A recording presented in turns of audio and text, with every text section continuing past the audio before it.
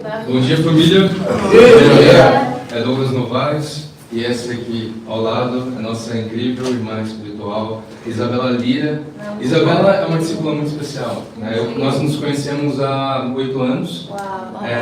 Eu vi o batismo da Isa, foi lá em São Paulo em fevereiro de 2018 e é muito incrível estar aqui com ela. E esse é um momento que ela vai compartilhar o que a cruz de Cristo significa para ela, né? E então vai ser incrível, definitivamente. Vamos, Isa. Então, bom dia a todos. Bom dia. Primeiramente, eu gostaria de agradecer ao Lucas e a Ana pela oportunidade de compartilhar o que a cruz de Cristo significa para mim. E a cruz de Cristo é algo que nós devemos meditar todos os dias, na verdade, né? É o que nos mantém fiel e nos faz ter esperança. Mas meditar na cruz de Cristo no dia de hoje é ainda mais profundo. Sim. Então, eu vou pedir ao Doug para ler uma escritura que vai ilustrar o porquê é tão importante hoje. Vamos, Douglas. E a escritura está em Mateus 28, dos 5 ao 10, que diz o seguinte: O anjo disse às mulheres: Não tenham medo, sei que vocês estão procurando Jesus, que foi crucificado. Ele não está aqui, ressuscitou como tinha dito. Venham e vejam o lugar onde ele jazia. Vão depressa e digam aos discípulos dele: Ele ressuscitou dentre os mortos e está indo adiante de vocês para a Galileia. Lá vocês o verão. É como eu disse a vocês. As mulheres saíram depressa do sepulcro, amedrontadas e cheias de alegria, e foram correndo anunciar aos discípulos de Jesus. De repente, Jesus as encontrou e disse: Salve! Elas se aproximaram dele, abraçaram-lhe os pés e adoraram. Então Jesus lhe disse: Não tenham medo. Vão e digam aos meus irmãos que se dirijam a Galileia. Lá eles me verão. Obrigada, Doug. Então, esse é o momento da ressurreição, né, de Jesus. O momento em que, após a crucificação, ele se deixa ser visto e reconhecido pelas pessoas, né? E eu amo o coração de Jesus. Eu sou completamente apaixonada pelo coração de Jesus. E as razões, por isso, esse culto não seria suficiente para poder descrever, né? Mas essa escritura, nesse momento específico, eu amo o cuidado que ele teve com as pessoas, principalmente com as mulheres, que foram as primeiras a vê-lo após a crucificação. Porque as primeiras palavras do anjo, e logo em seguida a dele, foram: não tenham medo. Ele poderia ter dito tantas coisas. A primeira frase, a primeira palavra poderia ser dito, né? Olha, viram o meu poder? Viram como eu realmente sou filho de Deus? Viram, né? Tantas coisas poderiam ser ditas como prova de quem de fato ele era. Mas a escolha dele foi cuidar e amar. Né? Então, por isso que ele disse: não tenham medo. Tanto o anjo quanto ele.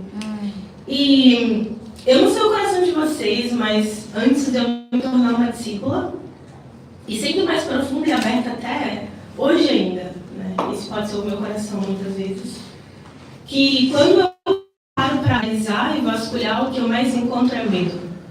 É o que predomina no meu coração na maioria das vezes. E quando eu olho para a minha vida, né, antes de se tornar uma discípula, esse medo ele vinha muito mascarado. Né? Ele vinha mascarado de orgulho, porque de fato no fim do dia é o que muitas vezes o medo significa. Né? É o orgulho de não poder controlar o futuro, o orgulho de não poder controlar a minha ansiedade, né? E a consequência de tudo isso era uma pessoa completamente morta por dentro e afundada nas próprias autopiedades e compulsões. Compulsão pelas minhas emoções, pelo meu prazer, por comprar o que eu queria, por ganhar a atenção das pessoas de uma forma manipuladora. E tudo isso era uma busca incessante de preencher o vazio e me sentir viva de alguma forma. Como se aquela sensação de morte, eu pudesse fazer alguma coisa para mudar isso. Só que, quando eu comecei a estudar a Bíblia, e eu não sabia disso, eu acho que, sinceramente, nenhum de nós, quando estudou a Bíblia, se tornou discípulo, ou para quem está estudando a Bíblia agora, nunca imaginou de que ao longo dos estudos, Deus faz questão de matar cada pedacinho daquilo que nós acreditávamos que era verdade em nossa vida. Muitas vezes, aquilo que nós mesmas achávamos que nós éramos. Né?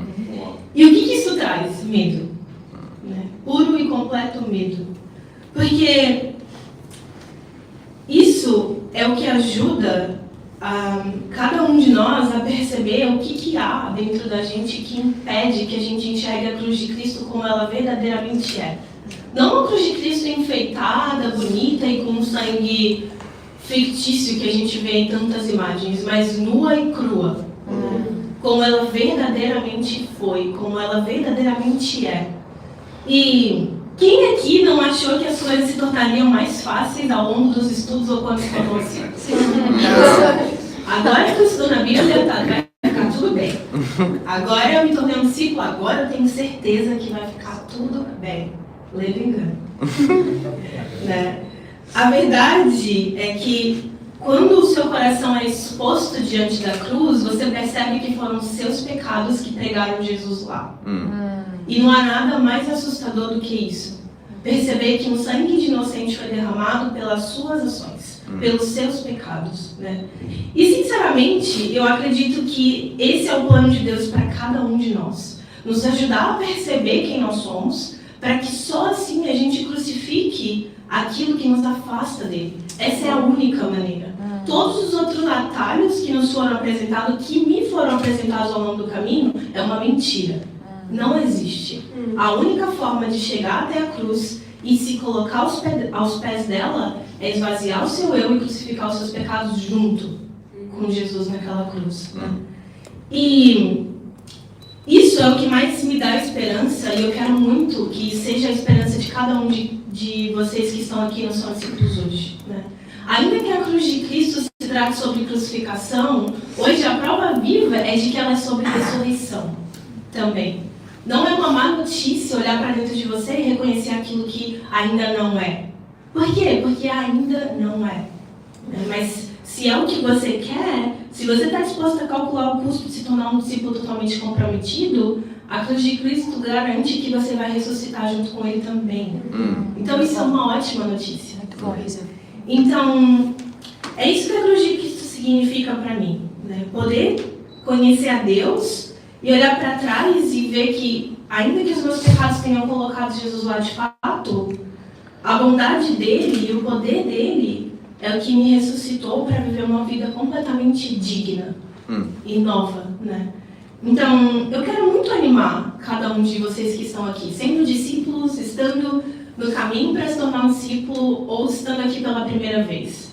Amém. Hoje não é só mais um dia em que ele vive, o túmulo está vazio, vão ter 30 milhões de postagens bonitas no Instagram, de alguém que você nunca ouviu falar sobre Deus, mas que hoje vai garantir a postagem para não ficar muito discrepante das outras pessoas. A cruz de Cristo se trata de fato sobre crucificação. É o que aconteceu, é a verdade do que foi feito lá. Mas ao mesmo tempo também se trata de ressurreição. É uma boa notícia, é uma boa nova para cada um de nós que quer sair de onde Deus mostra você todos os dias que você está. Quando você deita no travesseiro e a consciência pesa, ou te culpa de alguma coisa, né? Então, vamos meditar, né? Na cruz de Cristo hoje e lembrar de onde Deus te tirou, do que Ele te livrou pela graça dele, né? E vamos valorizar o sacrifício de Jesus, lembrando que pela crucificação, mas sim pela ressurreição, pelo poder dele, hoje Ele vive dentro de cada um de nós. E isso é uma boa e ótima notícia. Amo muito você.